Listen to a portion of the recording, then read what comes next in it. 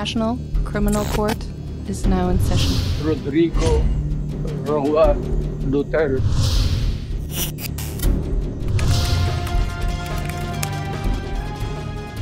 May pending na arrest warrant sa International Criminal Court para sa dalawang kaalyadong senador ni dating Pangulong Rodrigo Duterte ayon kay dating Senador Antonio Trillanes.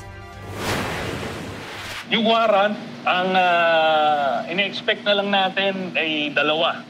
Okay. Isa kay Bato, isa para kay Bongo. Ang estimate ko dyan, baka mga early next year pa. Sinabi yan ni Trillanes matapos bumisita sa ICC sa The Hague, Netherlands.